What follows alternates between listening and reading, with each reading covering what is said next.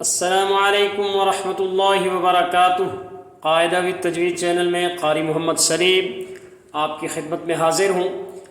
آج ہم جانیں گے، سیکھیں گے، سمجھیں گے، پڑھیں گے حروف ہجا، حروف تہجی یا مفردات، یعنی ہمارے قرآن کریم کے متعلق جو ہم قاعدہ پڑھاتے ہیں، جس کو قاعدہ نورانی بھی کہتے ہیں، جس کو ہم اقرا قاعدہ بھی کہتے ہیں، نورانیہ قاعدہ بھی کہتے ہیں، اور بھی بہت سارے نام ہیں اس کے۔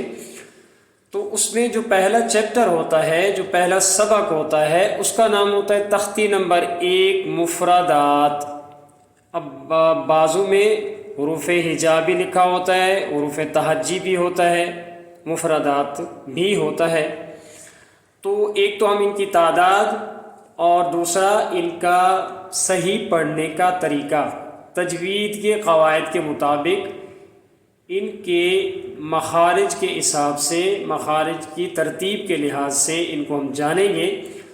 سب سے پہلے ہمیں یہ جاننا ہوگا کہ مخرج کسے کہتے ہیں۔ مخرج کہتے ہیں منہ میں وہ مقامات، منہ کے اندر زبان کے متعلق یا دانتوں کے متعلق یا ہونٹوں کے متعلق وہ مقامات جہاں سے یہ حروف ادا ہوتے ہیں، ان کو مخرج یا مخارج کہا جاتا ہے۔ مخرج ایک کو کہتے ہیں مخارج، مخرج کی جمع ہے، اسی لیے مخارج کہا جاتا ہے۔ تو ہم جانیں گے کہ یہ حروف منہ کے کون کون سے مقامات سے زبان یا ہونٹوں یا دانتوں کے ساتھ ادا ہوتے ہیں، ان کا صحیح پڑھنے کا طریقہ پوری تفسیر اور ڈیٹیل کے ساتھ۔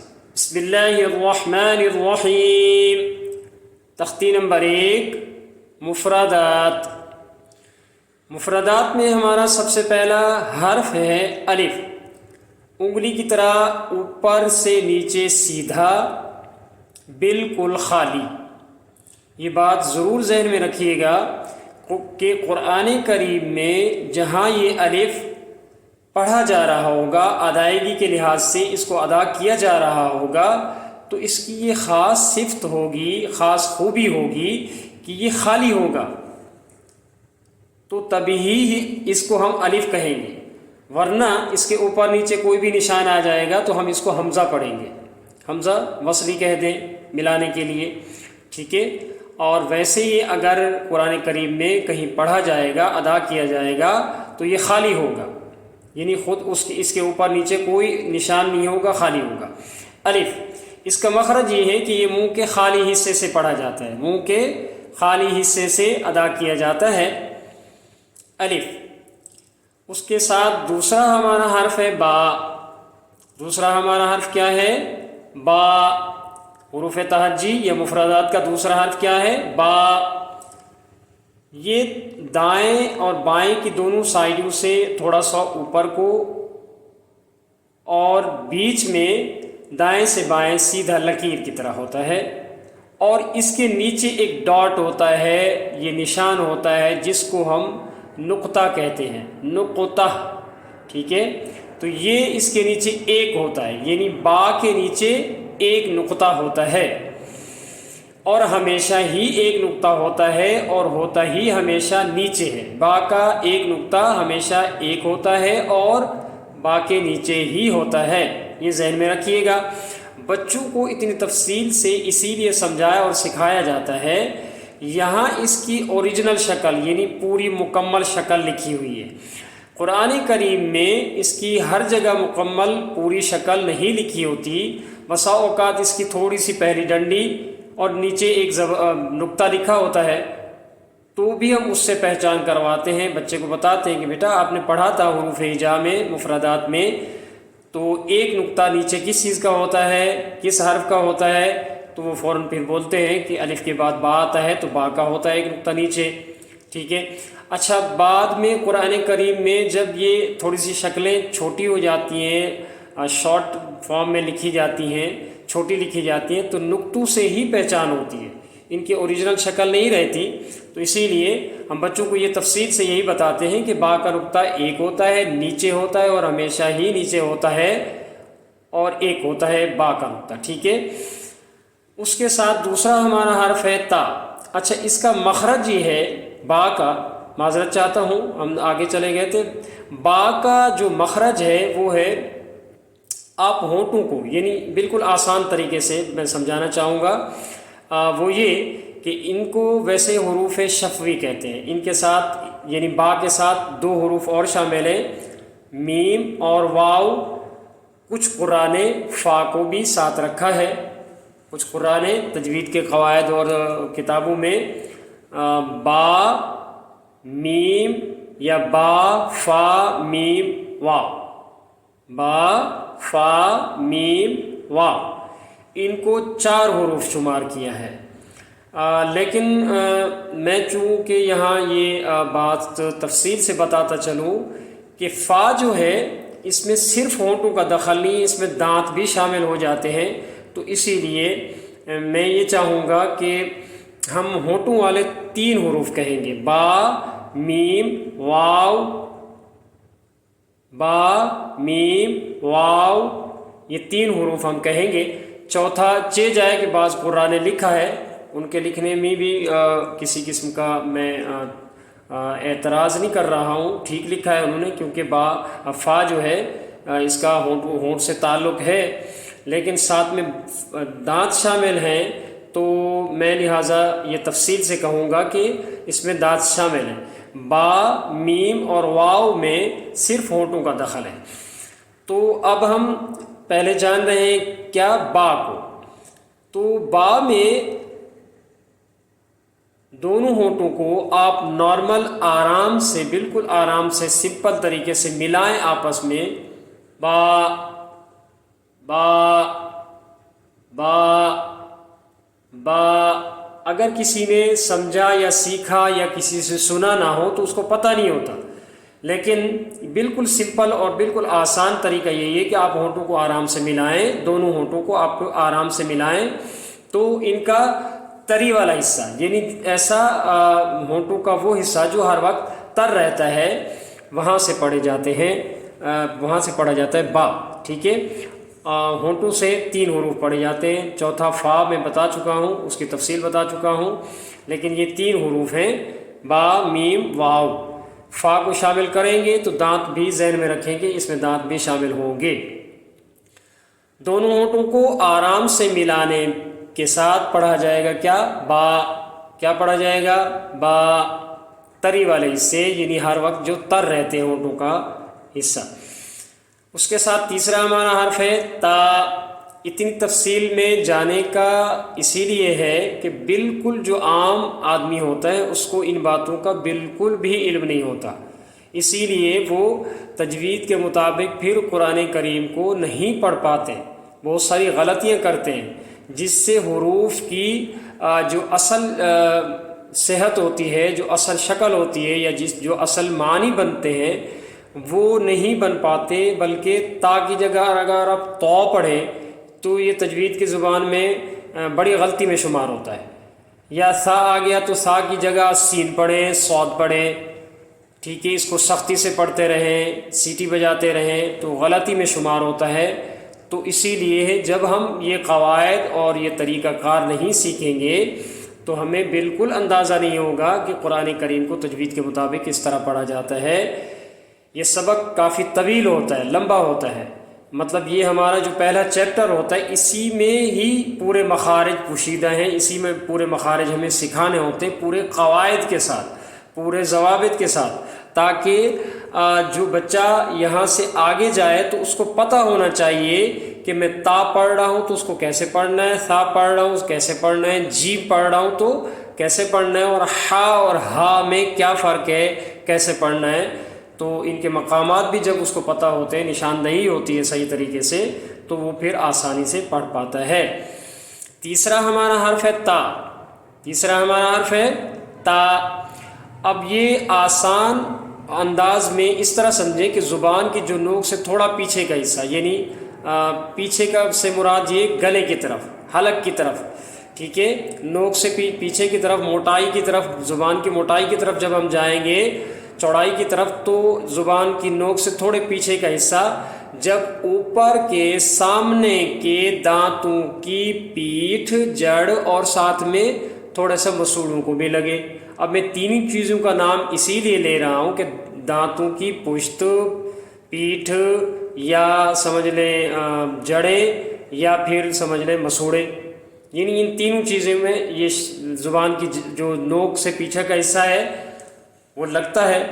جو مہارت رکھتے ہیں جو قراء، تو ان کا یہ ہے کہ تا تا، اب میں جو ادا کر رہا ہوں زبان کی نوک شامل ہو رہی ہے، تھوڑا سا پیٹھ ہے، جڑ ہے اوپر کے دانتوں کی، اور اوپر کے دانتوں کے مسوڑوں سے تھوڑی سی نوک سے یہ ادا ہو رہا ہے۔ یعنی مہارت ہوگی تو بہت ایزیلی ادا ہو جاتا ہے، آسانی سے۔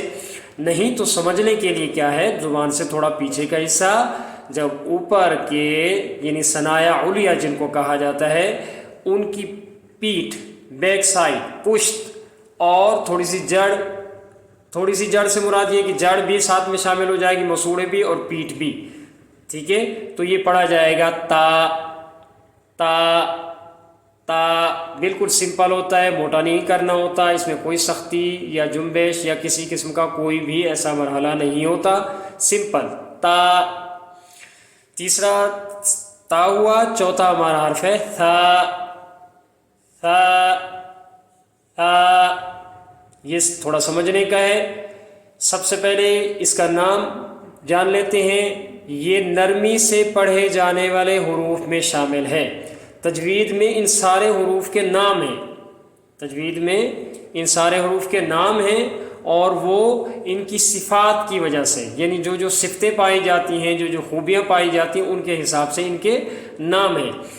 تو میں بالکل سمپل طریقے سے تجوید کی زبان میں سمجھانا چاہ رہا ہوں، سلیس اردو، آسان اردو میں کوشش کر رہا ہوں آسان طریقے سے، کہ ہر عام آدمی کو اس بات کی سمجھ آئے جائے کہ آپ مجھ پر یہ اعتراض ضرور کریں کہ قاری صاحب نے لیکچر بہت زیادہ دیا، تو یہ مین چیپٹر ہے، مین ہماری بات کرنے کا مدعا سب سے پہلا یہی ہے، اسی لیے ہمیں یہاں کھل کے بولنا ہوتا ہے، تاکہ ہر بچے کو، ہر چھوٹے بڑے کو قرآن کریم تجوید کے مطابق صحیح پڑھنے کا طریقہ معلوم ہو۔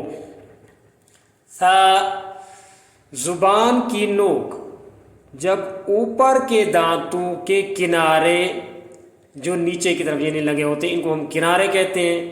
اب لوگوں کو یہ بات سمجھ نہ آئے تو جیسے یہ سمجھ لیں کہ کوئی بھی چیز ہم جب کھانے لگتے ہیں تو چبانے میں جو حصہ سب سے پہلے، کھانے سے مراد یہ کہ چیرنے پھاڑنے کی بات ہے، کیونکہ کھانے سے مراد یہ کہ لقمہ جب ہم منہ میں ڈالتے ہیں تو وہ داڑھوں سے چبایا جاتا ہے۔ دانتوں کی بات ہو تو سامنے کسی چیز کو اگر دانتوں سے ہم پکڑ رہے ہوں تو جو حصہ پکڑ رہا ہوتا ہے اس کو ہم کنارے کہتے ہیں۔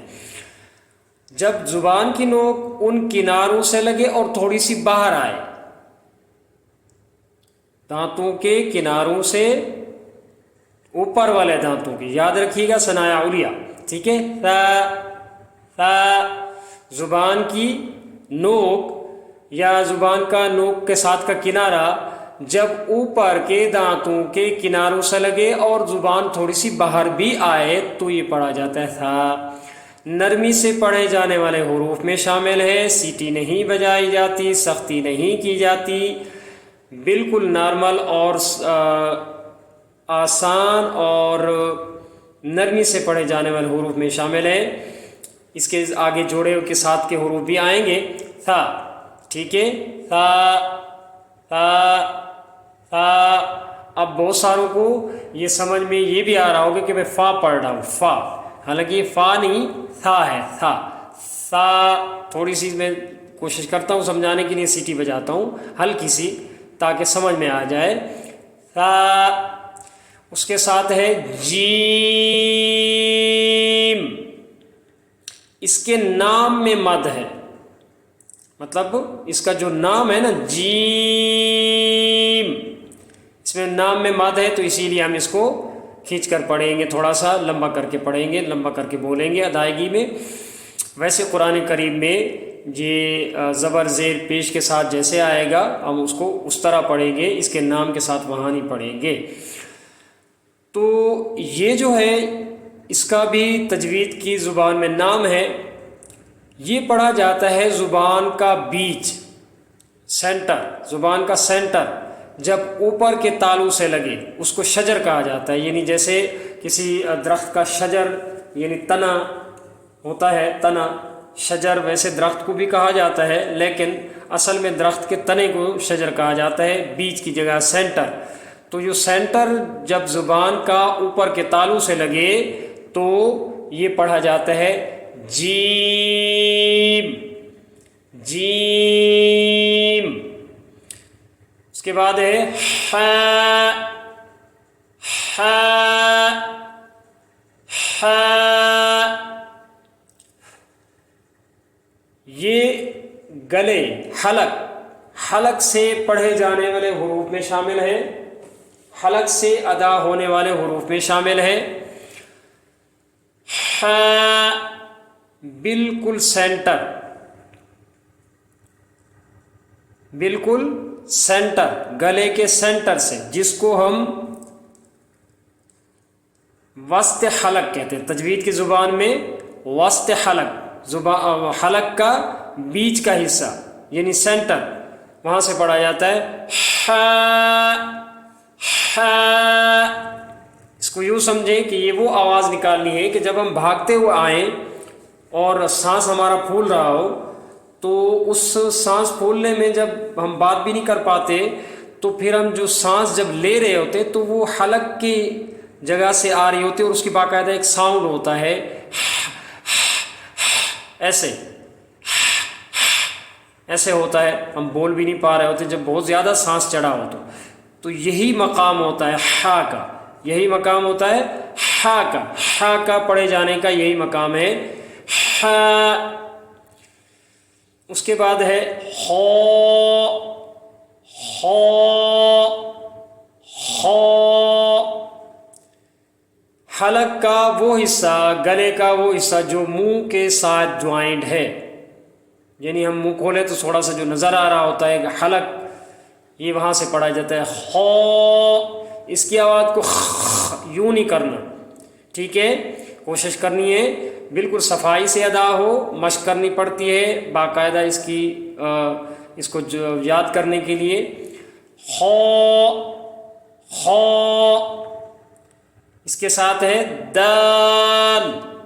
تا اور دال کا مخرج ایک ہی ہے، تا اور دال کا مخرج ایک ہی ہے. یعنی زبان کی نوک سے تھوڑا پیچھے کا حصہ، اوپر کے سامنے کے ثنایا علیہ جن کو بولا جاتا ہے، ان کی پیٹھ اور جڑ اور مسوڑوں کو لگے زبان کی نوک سے تھوڑا پیچھے کا حصہ، تو یہ دال پڑھا جاتا ہے. اس کے نام میں بھی مد ہے، لمبا کر کے پڑھتے ہیں دال. اس کے ساتھ ہے رال رال. اب یہاں آپ کو اندازہ ہوگا کہ ثا اور ذال کا جو مخرج ایک ہی ہے، تو یہاں آپ کو سمجھنے میں بہت آسانی سے سمجھ آ رہی ہوگی کہ رال رال کیا ہو رہا ہے. زبان کی نوک اوپر کے دانتوں کے کناروں سے لگ رہی ہے اور تھوڑی سی باہر آ رہی ہے. ثا اور ذال کا مخرج ایک ہی ہے، نرمی سے پڑھے جاتے ہیں، سیٹی نہیں بجاتی جاتی، سختی نہیں کی جاتی. ذال کے نام میں بھی مد ہے تو ہم اس کو لمبا کر کے پڑھیں گے ذال ذال. اس کے ساتھ ہے ہمارا حرف را را را. بہت سارے لوگ اس کو پڑھتے ہیں را رو را. تو کوشش کرنی ہے قرآن کریم کو پڑھنے، یاد کرنے یا صحیح سیکھنے کے لیے ہمیں اس کا صحیح مخرج، صحیح پوائنٹ آف ویو، صحیح پڑھنے کا طریقہ پتہ ہونا چاہیے. را را. اب یہ منہ کی آواز سے اگر آپ کو لگ رہا ہو کہ موٹا ہو رہا ہے یا میرا منہ گول ہو رہا ہے، ایسا نہیں، ہونٹ میرے بالکل گول نہیں ہو رہے، را را. لیکن اس کی آواز گلے کے منہ کے اندر یہ ساؤنڈ اسی طرح کا بنانا ہوتا ہے ہمیں. یہ تا دال یا ثا دال سے تھوڑا ہٹ کے یہ ان کے ساتھ ان کی مماثلت تھوڑی سی ہے، لیکن را میں یہ ہے، اس میں تا اور دال کے مخرج میں یہ تھا کہ زبان کی نوک سے تھوڑا پیچھے کا حصہ دانتوں کی پشت اور جڑ سے بھی لگ رہا ہے، لیکن را میں ایسا نہیں ہے، را میں ایسا نہیں ہے۔ زبان کی نوک اوپر کے دو دانتوں کے مسوڑوں سے لگے، دو دانتوں کے مسوڑے، یعنی زبان اپنا دانت یہاں ختم ہوتے ہیں اوپر، تو اوپر مسوڑے جو گوشت نظر آ رہا ہے وہ دو دانتوں کے مسوڑوں کو زبان کی نوک جب لگے گی، ٹچ ہوگی، تو پھر پڑھا جائے گا را۔ کیا پڑھا جائے گا؟ را را را۔ بعض قراء نے را اور اس کے ساتھ جو دو حروف اور ہیں ان کو ایک ہی مخرج قرار دیا ہے، لیکن بعض قراء نے ان کو الگ الگ لکھا ہے کہ را کا مخرج ہے تو بالکل ساتھ ساتھ، لیکن فرق یہ ہے کہ را کے مخرج میں را کو ادا کرتے ہوئے زبان کی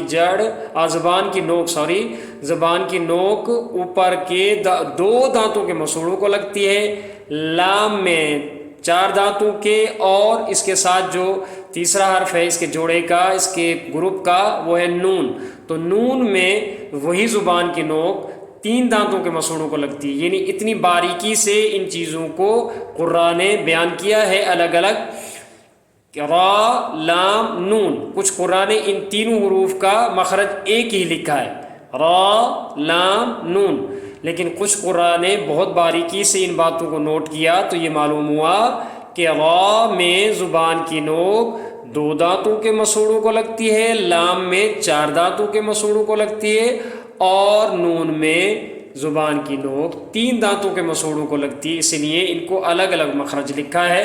ویسے ملتے جلتے تقریباً قریب المخرج، یہ بھی کہہ سکتے ہیں آپ، قریب المخرج بھی ہے، یعنی قریب قریب زیادہ ہونے والے، ٹھیک ہے۔ را، اور اس میں ایک صفت ہے موٹا پڑے جانے کی ان 2 حروف میں، کسی مقام پر، یعنی لام تو موٹا ہوتا ہے، نون نہیں ہوتا، را میں صفت ہے۔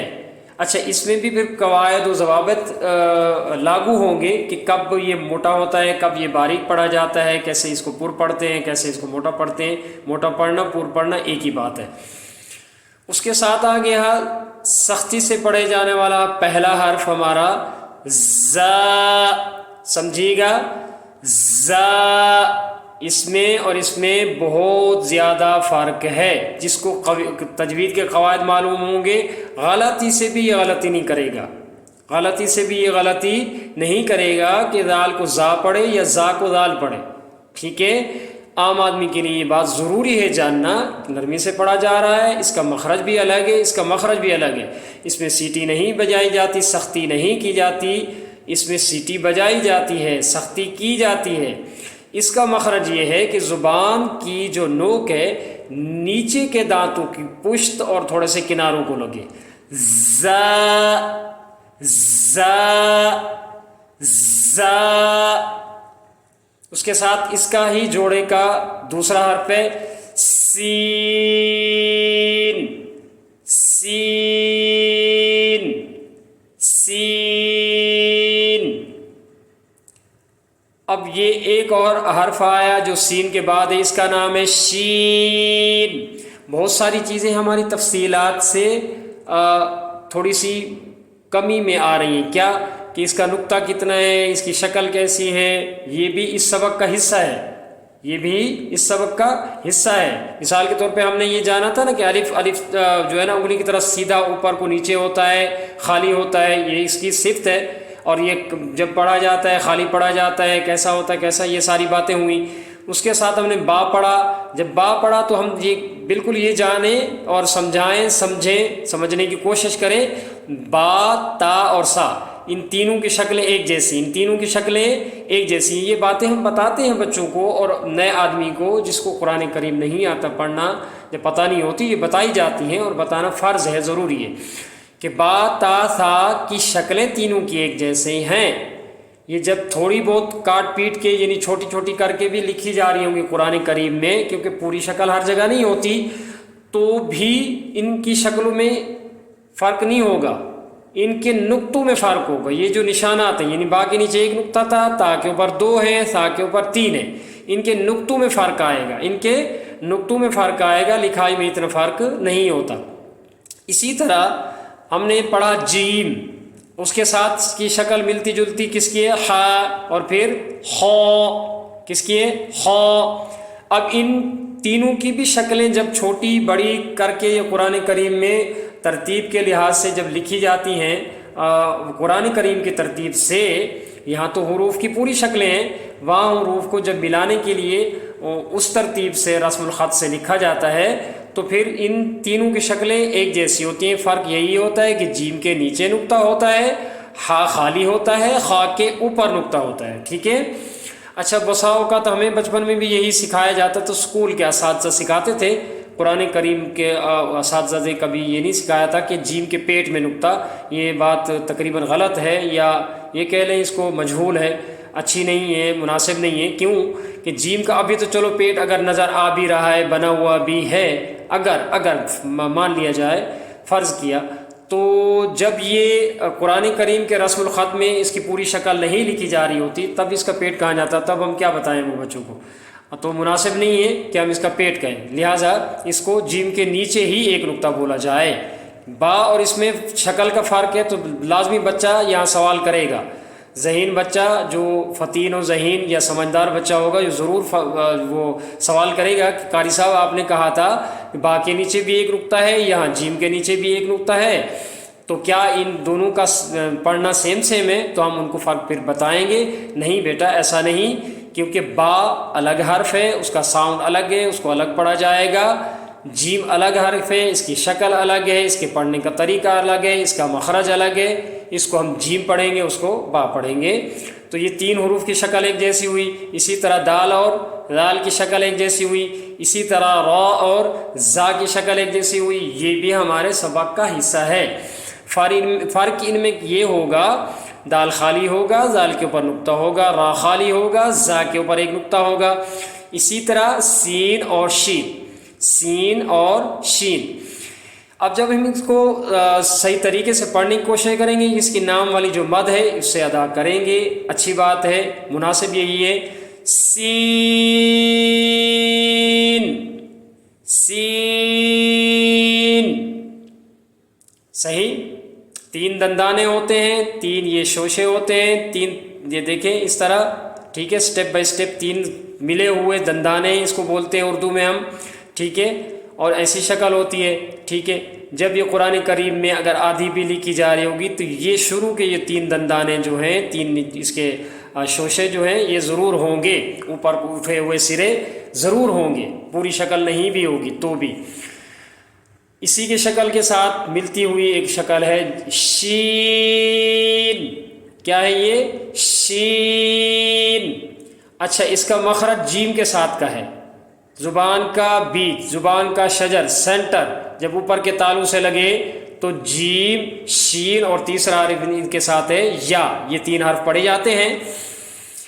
तो इसमें मखरज तो इन तीनों का एक जैसा हुआ, लेकिन इसमें एक सिफ्त है वो तफशी, हम उसको फैलाओ, शोर करना, शोर करके पढ़ा जाएगा। शीन ऐसा हर्फ है जिसको शोर करके तफशी से पढ़ा जाएगा, फैलाओ उसके साथ पढ़ा जाएगा। उसके साथ है हमारा हर्फ स्वाद, स्वाद। ये जा और सीन के साथ का ग्रुप का, इनके जोड़े का हर्फ है। सीटी सख्ती भी होगी, लेकिन इसकी एक और सिफ्त है मोटा पढ़े जाने की, उस सिफ्त को भी हम मद्देनजर रखेंगे। स्वाद, स्वाद। इसके पढ़ने में होंठ गोल नहीं करने, गले में ये जो आवाज़ पैदा हो रही है, गले में इसकी मोटाई, इसको यानी इस्तिआला की वजह से इसमें सिफ्त है जो मोटा पढ़े जाने की, हुरूफ मुस्तालिया भी में शामिल है ये स्वाद। आगे चल के हम इंशाल्लाह इस पर भी बात करेंगे, हमारे चैप्टर में इस पर भी वीडियोस पीछे बनी हुई पड़ी हैं। किसी को ज़्यादा तफसीलात से देखना हो, बहुत ज़्यादा तफसील से बताया गया है, देख लीजिएगा। स्वाद। अब ये जो आवाज़ आ रही है मोटी और थोड़ी सी गोलाई जैसे मुंह की हो रही हो, ये इसके मखरज में पैदा हो रही है, होंठ नहीं गोल हो रहे, ये जहन में रखिएगा। स्वाद, ठीक है, लंबा भी करना है और दाल की वजह से यहाँ थोड़ा सा कलकला भी होगा। इसके साथ है हमारा हर्फ जो अपने मखरज में यकता और अकेला है, वाद, वाद, वाद। غلط فہمی کی وجہ سے اس کو ہم لوگ کبھی پڑھتے ہیں دواد، کبھی پڑھتے ہیں ہم ڈواد، کبھی پڑھتے ہیں ہم زواد، صرف غلط فہمی کی وجہ سے، کم علم کی وجہ سے۔ اس کا جو تجوید میں قراء نے جو مخرج لکھا ہے وہ یہ ہے کہ زبان کی کروٹ یعنی سائڈ، دائیں یا بائیں، لیکن قرآن نے تفصیل سے یہ لکھا ہے کہ بائیں سائڈ زیادہ آسان ہے، اس سے زیادہ آسانی سے ادا ہوتا ہے کہ زبان کی بائیں کروٹ، بائیں سائڈ جب اوپر کے داڑھوں کے جڑوں اور تھوڑے سے مسوڑوں کو لگے، داڑھوں کی جڑوں اور مسوڑوں سے لگے تو یہ پڑھا جاتا ہے واد واد ولا الضالین۔ اب یہ چیز جائے کہ ہماری سمجھ میں کیا بھی آ رہا ہو، لیکن دال بھی آ رہا ہو، زواد بھی آ رہا ہو، دواد بھی آ رہا ہو، واد بھی آ رہا ہو، تو یہ ہمارے سمجھنے کے اوپر ہے۔ لیکن سمجھنے کے لیے جو ادائیگی کی بات ہے وہ یہ ہے زبان کی بائیں کروٹ آسان ہے، لیکن کسی کسی کی زبان جو چوڑی ہوتی ہے، طوطے کی طرح ہوتی ہے منہ میں، اس کی پھر اس کو ادا کرنے میں دونوں سائڈیں، دائیں بائیں دونوں سائڈیں جو کروٹ ہے زبان کی، وہ مسوڑوں کو اور داڑھوں کو لگتی ہے، جڑ اپنا داڑھوں کے مسوڑوں اور جڑوں کو لگتی ہے دونوں سائڈوں کی، لیکن یہ ہر عام آدمی کے لیے آسان نہیں ہے، کسی کسی کے ساتھ ایسا ہوتا ہے۔ ایزی یہ ہے، آسانی سے یہ ہے کہ سمجھنے کے لیے بھی اور کرنے کے لیے بھی کہ آپ پریکٹیکل طور پر کریں تو زبان کی بائیں سائڈ اوپر کے داڑھوں کے مسوڑوں اور جڑوں سے لگے یا جڑوں اور مسوڑوں سے لگے، ٹھیک ہے، تو یہ پڑھا جائے گا واد۔ آج کا ہمارا سبق یہاں تک ہے، ویڈیو کافی لمبی ہو گئی ہے اور بہت سارے حضرات اس کو پسند کریں گے جن کو پڑھنا نہیں آتا، جن کو جستجو ہے ان چیزوں کے سیکھنے کی۔ باقی قرآن نے اپنے انداز میں بہت ساری چیزیں سکھائی ہوں گی، سمجھائی ہوں گی، میں نے بھی یہ ویڈیوز بہت ساری پہلے جو ہے نا اپلوڈ کر رکھی ہیں، وہ بھی طریقہ کار ہے، یعنی تجوید کے جو مخارج کی ترتیب ہے اس کے لحاظ سے میں نے وہاں تفصیل سے بتایا ہے۔ ہم نے کیا تو الف سے شروع تھا، ٹھیک ہے، تو الف سے ہی مخرج سٹارٹ کیے تھے ان ویڈیوز میں، میری جو پہلے اس چینل پہ پہلی ویڈیوز ہیں۔ بہت سارے لوگوں نے شاید لمبا لیکچر کی وجہ سے ان کو زیادہ پسند نہیں کیا، لیکن یہ ہے کہ وہ طریقہ کار بالکل یوٹیوب پر منفرد ہے، شاید وہ آپ کو نہیں ملے گا۔ یعنی ہم نے تجوید میں جو حروف کی یا مخارج کی ترتیب ہے وہ حروف ہلکی سے شروع ہوتی ہے، ہم نے الف سے شروع کی، ہم نے الف سے شروع کی تھی تاکہ ہر عام آدمی کو یہ اندازہ ہو کہ میں الف پڑھ رہا ہوں تو اس کا مخرج کیا ہے، با پڑھ رہا ہوں کیا ہے، صاد پڑھ رہا ہوں کیا ہے، کاف پڑھ رہا ہوں، ہا پڑھ رہا ہوں، یا پڑھ رہا ہوں، یا پڑھ رہا ہوں، ٹھیک ہے۔ قرآن کریم میں ان حروف کی تعداد 29 ہے، اردو کا لفظ 29 غلط ہے، مجہول ہے، معروف، ٹھیک ہے، لیکن اصل جو اردو کا حرف ہے، اصل اردو کا وہ یہ ہے 29، 2 اور 9 یعنی 30 سے ایک کم 29 جس کو عام معروف پڑھا جاتا ہے 29، تو یہ 29 جو ہے نا اردو کا ورڈ بگڑا ہوا ہے، اصل اردو ہے اس کا ہے 29۔ اصل میں قرآن کریم میں الف سے لے کر یہ یا، ٹھیک ہے، تک 29 بنتے، اب اس یا کو ہم ساتھ ملائیں گے تو یہ 30 بنیں گے، لیکن اکثر قرآن کریم رسم الخط میں یہ چھوٹی یا لکھی ہوتی ہے، یہ یا مجہولہ نہیں ہوتی، لیکن کچھ قراء اس کو بھی شامل کر لیتے ہیں پڑھنے میں تاکہ کہیں رسم الخط میں اگر یہ یا آ بھی جائے تو کنفیوز نہ ہو، کوئی اندازہ ہو اس کو کہ یا ہی ہے۔ اسکولوں میں چھوٹی بڑی یا پڑھایا جاتا تھا، وہ اردو کی بات ہے، قرآن کریم میں ہم چھوٹی بڑی یاد نہیں پڑھتے، دونوں کو یا پڑھتے ہیں۔ سبحان ربک رب العزت عما یصفون وسلام علی المرسلین والحمد للہ رب العالمین۔ صدق اللہ العظیم وصدق رسولہ النبی الصادق الامین الکریم ونحن علی ذلک من الشاہدین والشاکرین والحمد للہ رب العالمین۔ امید کرتا ہوں جن لوگوں کو ان چیزوں کی ضرورت ہے محبت ہے، دل لگی سے سیکھنے کی جستجو ہے، تو انشاءاللہ وہ ضرور پسند کریں، دعاؤں کی پسند کریں گے اور دعاؤں میں بھی انشاءاللہ یاد رکھیں گے۔ جو بات ان کے پلے پڑی ہو، جو نہ پڑی ہو، تو اللہ پاک مجھے مزید اس کو سمجھانے اور کھل کے بیان کرنے کی توفیق عطا فرمائیں، اور آپ کو سمجھنے کی صحیح توفیق عطا فرمائیں۔ آمین ثم آمین یا رب العالمین۔ ملتے ہیں نیکسٹ ویڈیو میں، تب تک اجازت چاہوں گا۔ اللہ حافظ۔